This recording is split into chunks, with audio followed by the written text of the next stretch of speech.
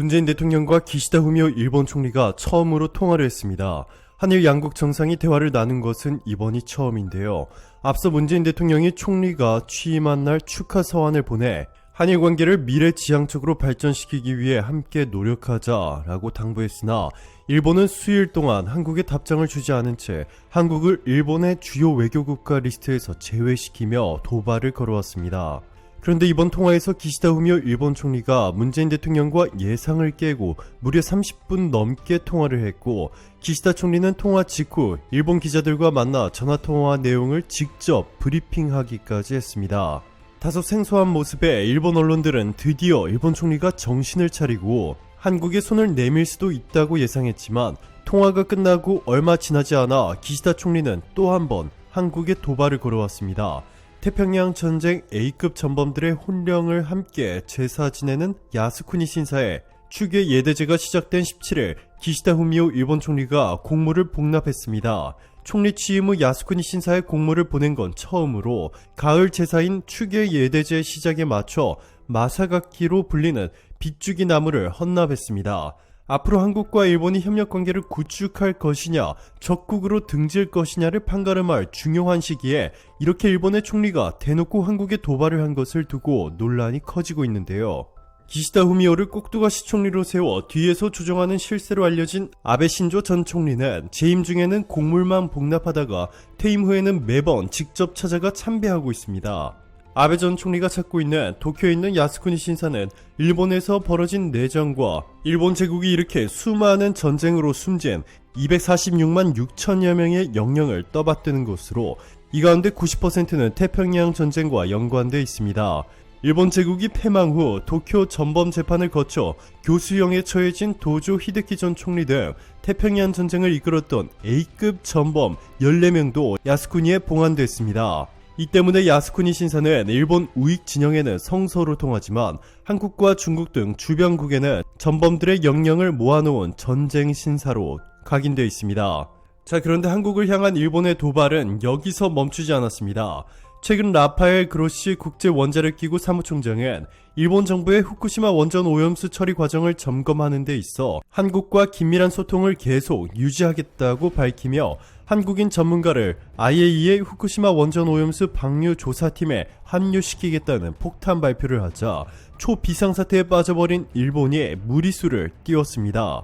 기시다 총리가 최근 일본 후쿠시마현의 한 딸기 농장에 방문해 그 자리에서 딸기를 직접 먹는 퍼포먼스를 공개했습니다. 후쿠시마에서 생산된 식품이 안전하다는 일본 정부의 주장을 홍보하기 위한 행동으로 보이는데요. 한국이 후쿠시마산 수산물을 비롯해 각종 식품들의 수입을 금지하며 전 세계에 아직도 얼마나 후쿠시마가 위험한 곳인지 피력하자, 이에 대한 일본의 반격 카드로 기시다 총리가 직접 후쿠시마산 딸기를 먹은 것입니다. 자, 그런데 기시다 총리가 후쿠시마산 딸기를 먹은 지 하루도 되지 않아 충격적인 소식들이 전해지고 있습니다. 일본 전문가들은 기시다가 조만간 큰일 날 수 있다고 입을 모으고 있습니다. 그리고 이들이 밝힌 자료는 너무나도 충격적이었습니다. 후쿠시마산 농림수산물의 안정성을 홍보하고 전 세계로 다시 수출하기 위해 일본 정부의 지원 아래 일본 정치인, 연예인, 운동선수들이 먹어서 응원하자 캠페인에 참여했습니다. 당시 캠페인에 참여했던 일본 연예인들과 유명인들이 피폭되어 병에 걸리거나 사망했다는 뉴스들이 쏟아져 나오기 시작한 것입니다.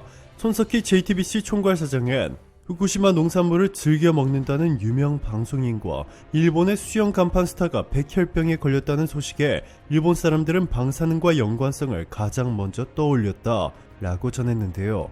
야마구치 타츠야 씨는 1989년부터 활동해온 일본의 남성 아이돌 그룹 토키오의 전 멤버로 2018년 미성년자 강제추행 혐의로 입건돼 그룹을 탈퇴했습니다. 이후 1년간 후쿠시마 농산물을 먹고 피폭당한 아이돌로 밝혀졌습니다. 실제로 토키오는 먹어서 응원하자 운동의 한 축인 프로젝트 푸드 액션 니폰의 홍보 모델로 2011년부터 2013년까지 활동했는데, 당시 후쿠시마산 채소나 과일을 베어물고 한박 웃음을 터뜨리는 토키오 멤버들의 얼굴은 먹어서 응원하자를 대표하는 이미지입니다.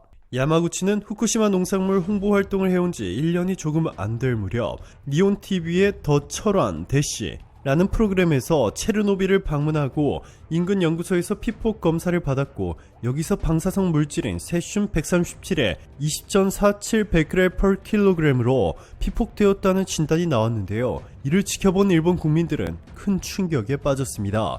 NHK와 후지TV 등에서 활동해온 일본 아나운서 오오츠카 노리카즈, 1994년부터 2011년까지 약 17년간 후지TV의 아침 정보 프로그램 메자마시 진행을 맡아오다 2011년 11월 2일 급성 림프 모구성 백혈병 진단을 받고 투병 생활에 들어간 사실이 뒤늦게 알려져 충격을 주고 있습니다.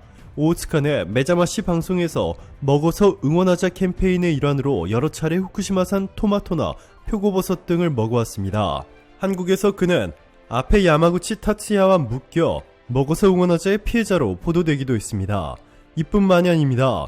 일본의 전직 프로레슬러 사사키 치스코, 닉네임이 호쿠토 아키라인 그녀는 후쿠시마 피난민을 위한 프로레슬링 대회를 도호쿠 지방을 돌며 연 바 있는데 이 활동 이후 유방암에 걸렸고 일본의 배우 겸 가수인 카와시마 나오미는 생전에 봉사활동 등으로 후쿠시마를 자주 찾았는데 13년 여름 담낭에서 종양이 발견되어 암수술을 받았으나 15년도에 안타깝게 목숨을 잃었습니다.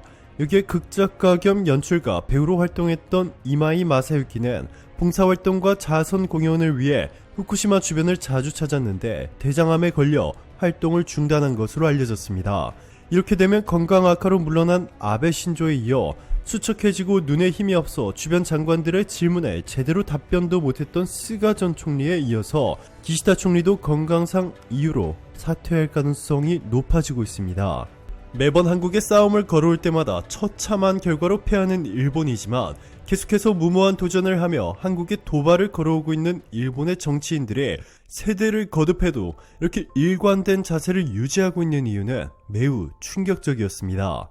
일본 국회의원 선거에서 세습 정치인의 경우 당선 확률이 80%에 달한다는 조사 결과가 나왔습니다. 정치 경험이 짧아도 지지 기반, 지명도, 자금력 등 3대 요소가 뒷받침되면서 선거에 강한 면모를 보여주고 있는 것으로 분석됐습니다.